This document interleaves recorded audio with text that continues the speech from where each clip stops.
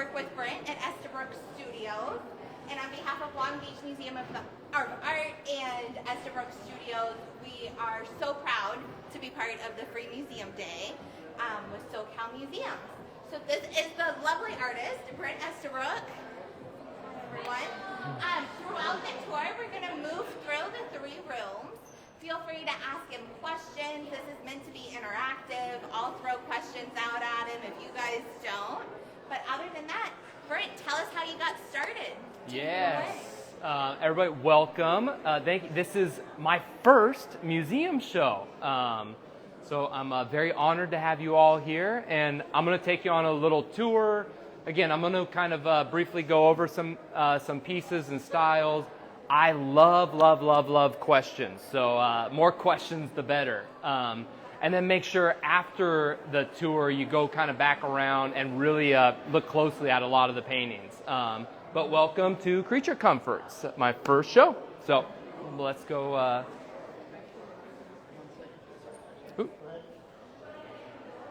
Oh, we got a big crew coming through. When did you get your start as an artist?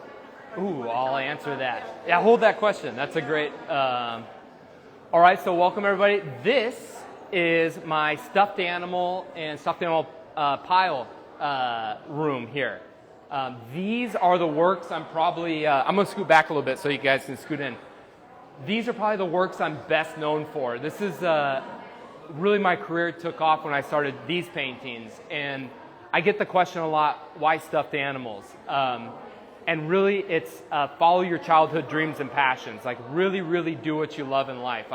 I look at kids and I know they're living the best life. They are doing things because they love them. So my hope is that stuffed animals kind of re-invoke a sense of childhood in people and a sense of playfulness and to really do things you love.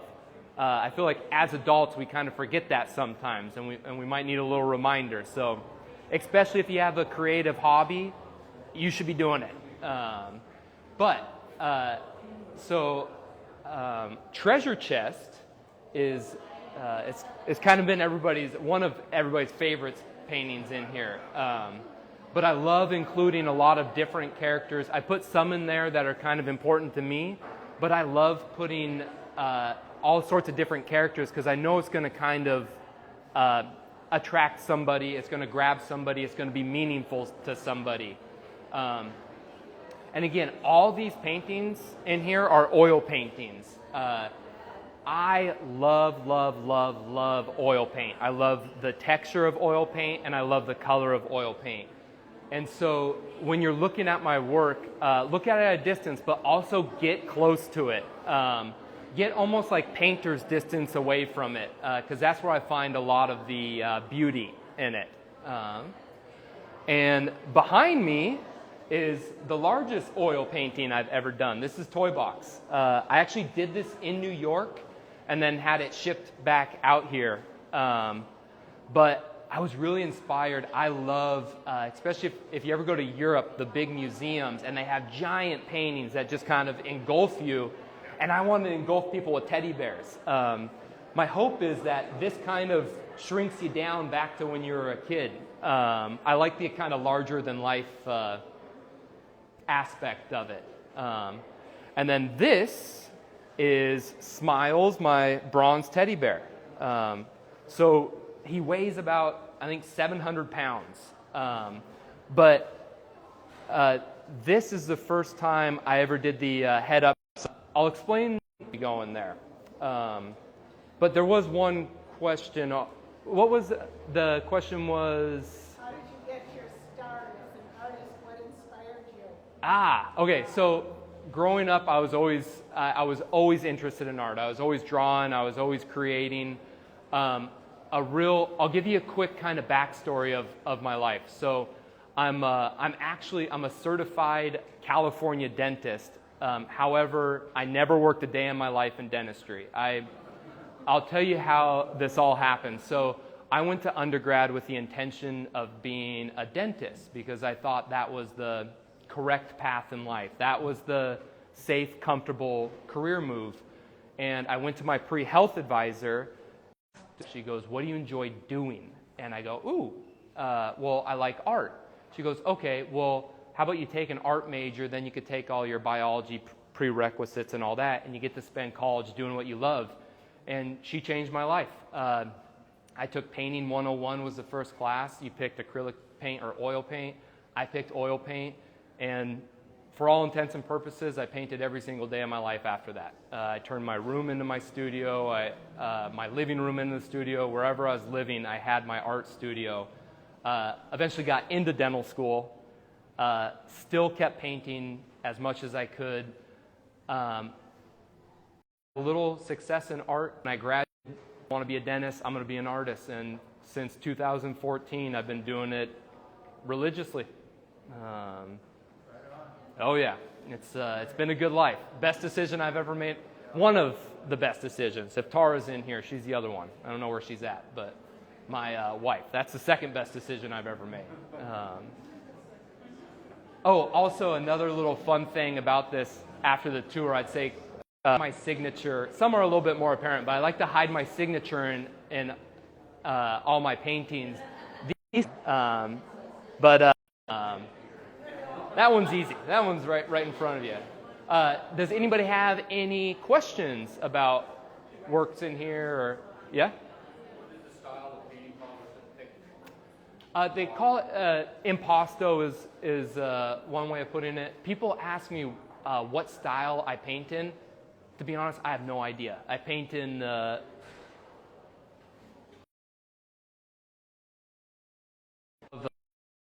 experience. Okay, let's move off into the next room.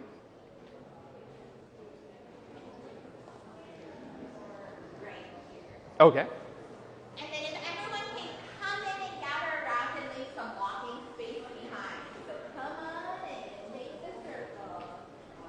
Stick close.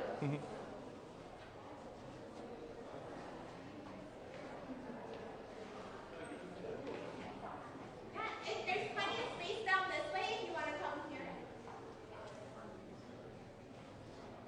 Where did you go to dental school? Ooh, okay. I went to dental school at University of Louisville, or Louisville as outsiders call it. If you go to Louisville, you'll quickly learn they pronounce it Louisville, not Louisville. So if you ever go to Louisville, pronounce Louisville and you'll sound like a local. Okay, so this room is my quilts and crazy quilts. And I started creating these pieces because I really wanted to inspire people's internal creativity to kind of come up with a story of what they're experiencing in the moment. If you had to title this piece, does anybody have a good title for it? And again, no wrong answers here. Playbox? Good. Nice. Anybody else? I'll tell you my favorite one at the end, but I'm looking for a new favorite. Rainbow race. Rainbow Race, nice. Nice. I like that one.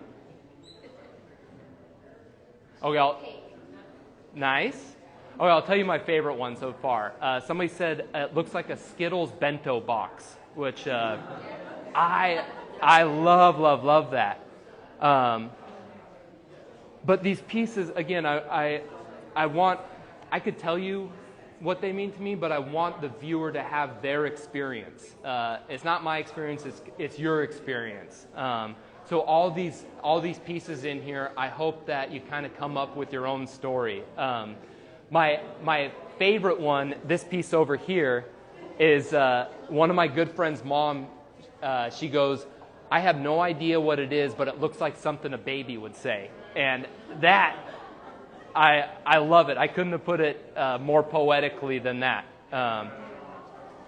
But make sure you come back around, you kind of get up and really examine the paintings. Like this one has a whole bunch of really fun moments in it. Like I even like these like little interactions in between where the two paints meet.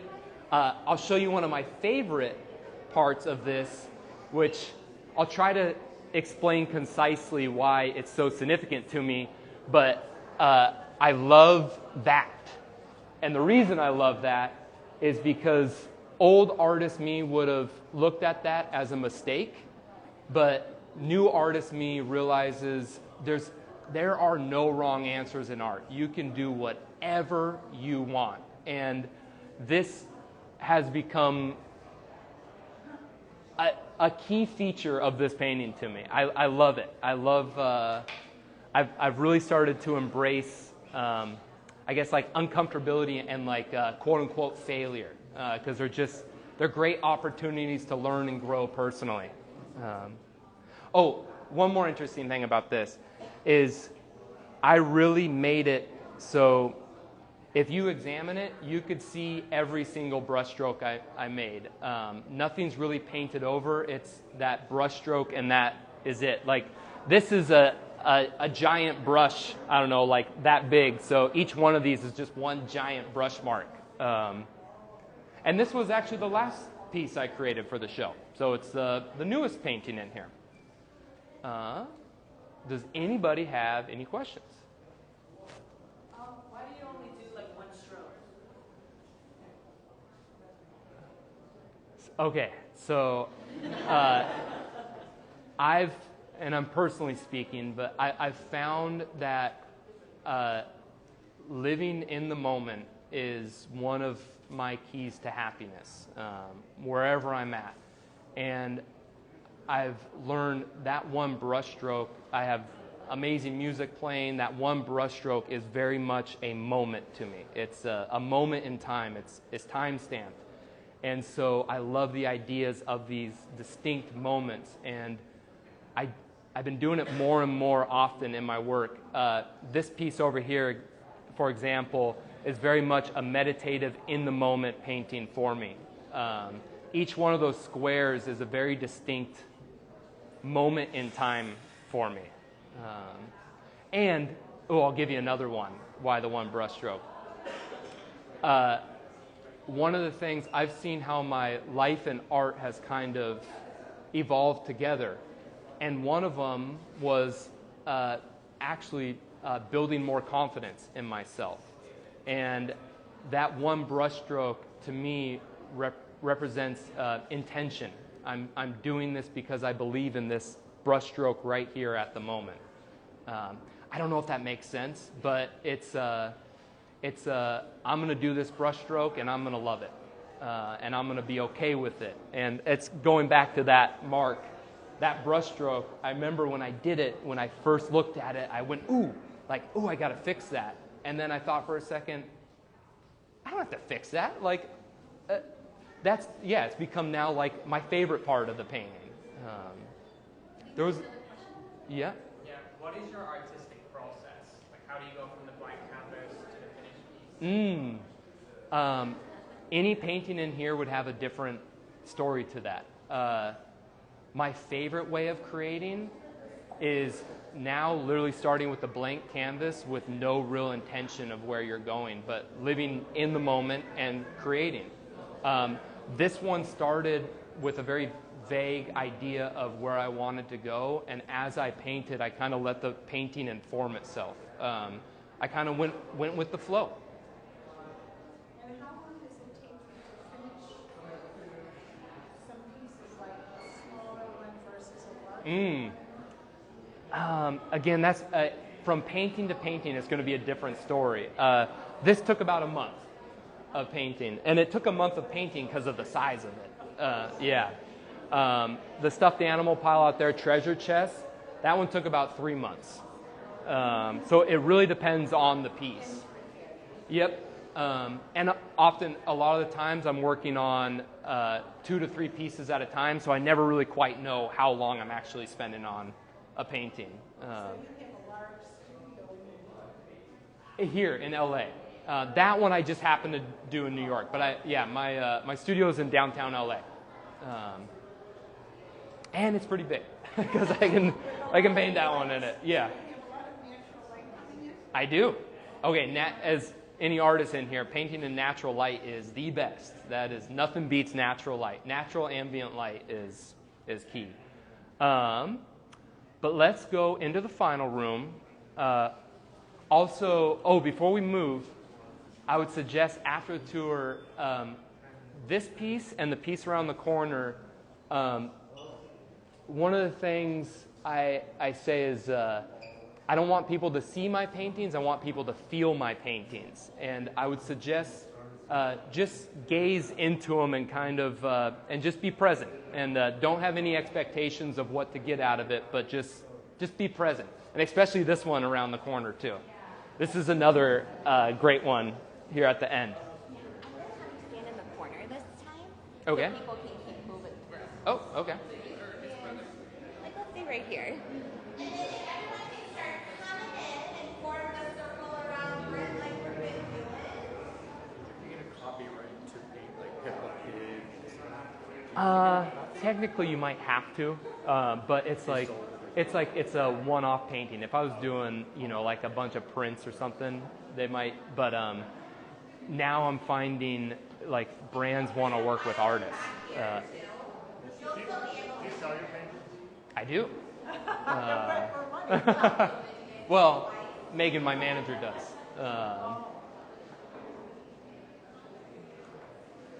All right.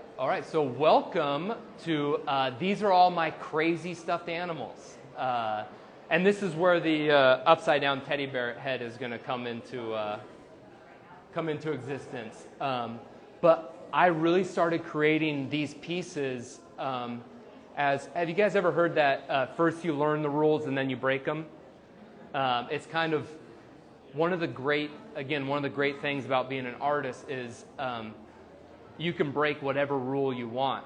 So I started creating these pieces and a lot of upside down heads is because it's really, I wanted to really start to go against the grain, not do things people have seen before, but really start to break the rules.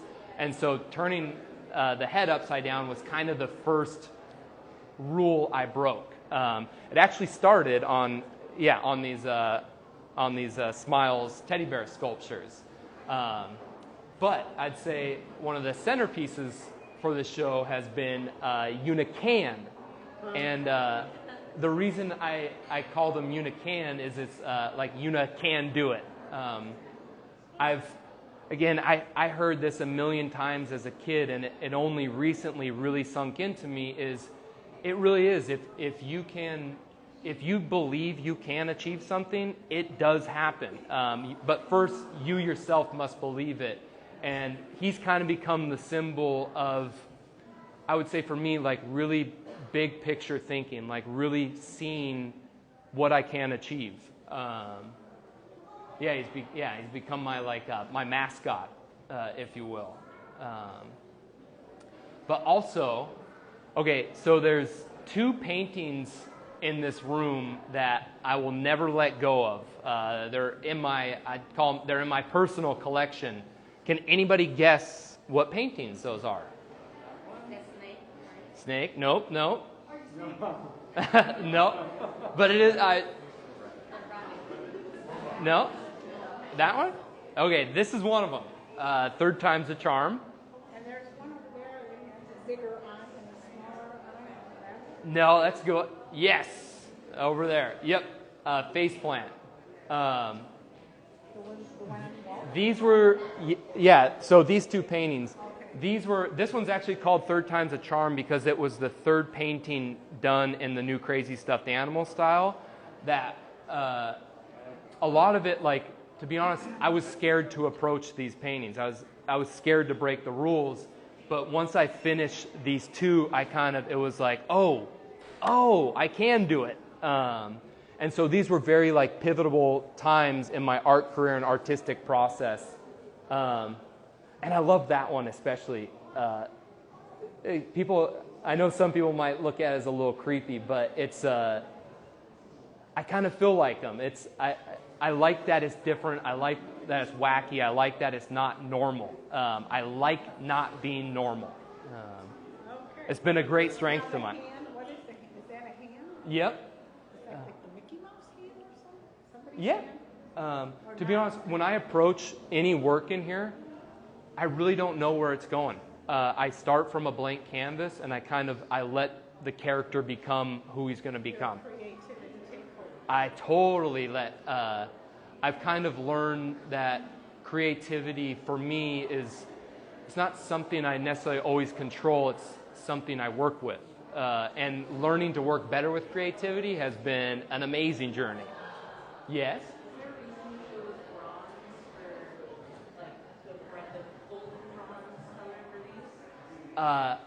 Yes. Really, it's I love what it looks like. I had it in my studio on a pedestal, and I had this light on it. I was spinning it around, and all the light was reflecting off of it, and it looked like it was alive. Yes, I love, and I mean, even in painting, highlights and shadows are it's kind of what you're rendering, and these show kind of those highlights. They really exaggerate the highlights, which I love. Yeah. The frames seem to be very thoughtful and important. Oh, yes. So I love like the Met Museum in New York, and I love the artistry of framing, and it's something I've wanted to bring, like, I want that art to come back. And I've been thinking about it for a long time, but it wasn't until I started these pieces that it felt appropriate. And I kind of look at them, it adds this kind of goofy character to them, almost like they're like self-portraits. In the olden days, people would get portraits of themselves, they put them in these ornate frames. So I wanted to class them up a bit. Do you make the frames, or do you have? No, I do not. Do you have the idea, or you like source it? Yes, so I work with a framer here in LA, and this frame took, I think, about 4 months to hand. So it's all hand carved. It's a work of art in itself. So I really want to showcase both of them. I really want to bring this back and see this more often, and kind of bring back that artisan craft of it. Yeah, I had one question. When you're doing a paintings in an area with multiple components, do you do any kind of physical setup, a bunch of teddy bears or something? Yes, so with the big piles of stuffed animals, I'll actually create the pile of stuffed animals and use that as my reference. And so the pile of stuffed animals, they started in 2015, and they started from, I got my niece and nephew. They were 5 and 7 at the time. I was sitting in my sister, this was right after I graduated dental school too. I was, and still, I'd say, a little lost in life. I was sitting on the couch in the living room. My niece and nephew were running in their room, grabbing their stuffed animals. They had run out, and they're like, "Uncle Brent, look at this one." And they'd throw it on the ground. They'd run back, grab more. And eventually, there was a huge pile of stuffed animals in front of me. And the thing I really noticed is, again, they were loving life. And all they were simply doing was showing me their stuffed animals. Again, I look at kids. Kids know how to live life. Like, they're really just loving it.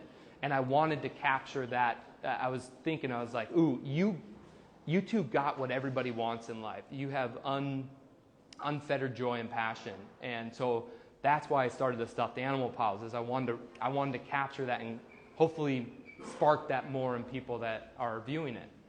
Yeah. Why did you make one hand over there, like, kind of blurred out and the other one, like, very clear? Like, is there a meaning to that, or is it just a creative decision? There's two great components about that painting that I like. One, if you look closely at it, there's a hand that I kind of erased at one point. And again, this was, I went from painting kind of hyper-realistic to painting messy, if you will. And the reason that painting's so important to me is because there was things I did in that painting that I kind of allowed to happen that I used to not allow. And so they were kind of like personal growth moments of being okay with things like that. And the hand waving was, I wanted to put as much movement and motion into it. And so the way I actually did that is I painted the hand and then went and took my hand on it and rubbed it. So it was kind of like, I don't know, I was waving on the painting. Yes? Big fan of Party Stick. But I was looking at Party Stick closer, and I could kind of see, like, pencil outlines of the hands, of, like, Yep. 2 hands. Ah, Was yep. Party Stick supposed to have some hands? He could have. He definitely could have. Because, yeah, if you look closely, there's pencil lines drawn in it. But it's another one of those things about these pieces is realizing there's no wrong answers. Old artist me would have tried to fill in those hands because I drew them on there, but I realized, I'll leave them. Like they're kind of just a whole unique, different element to it. And I like it because it's the only way you really see those is if you actually really look at it. So I like to reward people who really examine the painting. So I put a lot of kind of like hidden things. The pupils, the size. Is there a meaning behind that? You know who asks that question a lot? Are kids. Kids ask that question all the time. When I paint a lot of these paintings, I often start with the eyes, because if there's any artists in here that know, if you get eyes right, you will get the painting right. And this is with like classic portraiture too. When I painted those eyes, I remember I created them, and they were done really quickly. I didn't really think about them, and I remember looking at them, and at that moment, I just thought, perfect. These are the eyes, and it's really the simple answer is they were just right just for that moment. And it's almost like if I would have tried to change them or correct them, it would have not been as nice. It's, again, kind of going back to talking out there is I'm trying to live more in the moment in life and more in the moment in painting. And that has really kind of creatively liberated me, because no longer do I still struggle in painting, but I struggle less. I get to do something and move on and keep creating and letting that creative process flow. Express your work in your art. Yeah, and it always, to be honest, when I paint that way, it feels very authentic. It feels good, so I'm always kind of creatively driven to create that way. And the more I paint, the more I have that creative drive and that intuition comes out. It's a lot where those square quilts, those are big time about that, about being in that one moment that I do the quick little brush strokes in each square, and that's it. That's that moment. Now I get to move on. I get to keep creating.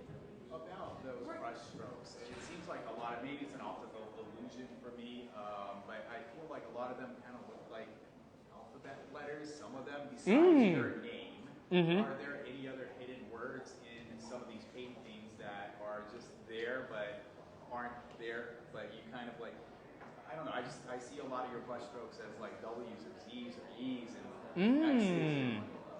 Okay, so one thing with those, especially the cross, I looked at the one that's multicolor, I don't know the name of it, but it looked like crossword puzzles. That's the first thing interesting. I saw letters inside of every box, and I was trying to like connect them to see if interesting. Another word. So, okay, when I approach those, every square I go to, I look at it as kind of its own unique little painting. I kind of used to in the past, if I painted something like this, I'd have to paint that same thing like that too, because I painted this like this, so this needs to be painted like this. Those ones, I literally approach each one with no expectation of how I'm going to go about it, and I kind of it could be the music that's influencing me. I have one painting where I got a message that wasn't a great message, and I remember that square in particular has this kind of like force in it that is very different than the other ones. So it's very much going back. It's what's happening in the moment. I use 88.1 K-Jazz. I love K-Jazz. It's the greatest radio station ever. I listen to a lot of Pink Floyd too. I listen to everything. We're going to do one more question and maybe one from online if anyone is joining us from Long Beach Museum of Art's Instagram Live. But on behalf of Long Beach Museum of Art and Estabrook Studios, we are so happy to have you all here today. We'll do one more question, and then Brent will go and answer questions one-on-one, take pictures in front of Toy Box, all the things. I know we've got a burning question up front. you said your niece and nephew had all these bears that they piled up and they had all the joy. Mm-hmm. Were there bears different colors, or were they brown? That's a traditional teddy bear color? Oh, there was all sorts of different ones. Oh, they had different colored bears. But I'll tell you, from an artistic standpoint, why I love painting like stuffed animals in the piles is they are so creatively interesting to me. Think of all the different furs, the ribbons, the velvets. Those paintings have been like the greatest artistic teacher to me because they kind of, they helped me really push myself and learn different techniques. It's really where I got my technical side is from those paintings. And then I could really play and manipulate all the colors. Yeah, it's like I could pick whatever color I wanted. I've done a lot of those pieces. If you look through my previous work, I have a lot of those stuffed animal piles. Any more questions online, Dylan? Yeah, we have one. Out of all the pieces that you either own or don't own, in this particular show, if you could keep one of them, besides the two that you said you already keep, which one would that be? Oh. I'd possibly say that one, but I love Party Snake. Okay. Party Snake is, yes. I love that painting. I remember the day creating that painting. I love taking kind of a uncute character and making them super cute. Yeah, he just. I would say all this work is self-portraits. So I have one more that I think you would really like. Okay, one more question from online.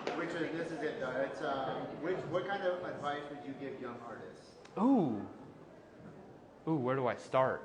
I could give a pragmatic answer. It's not the most fun answer, but you know what? I'll get your stuff. Social media has been one of the greatest tools for artists. It has completely democratized art. Make sure you're showing your work on social media because you can now show the world. Don't wait to show something until you think you have something that you see as good enough. Start now. Start putting your sketches on. Start putting, your paintings you may not feel like are finished. Just start doing it, and that process will help you continue to grow as an artist. And don't get discouraged because you will come across many times of struggle, but look at struggle as a good thing. Those are times where you're growing as an artist as well. Awesome. Round of applause. Thank you.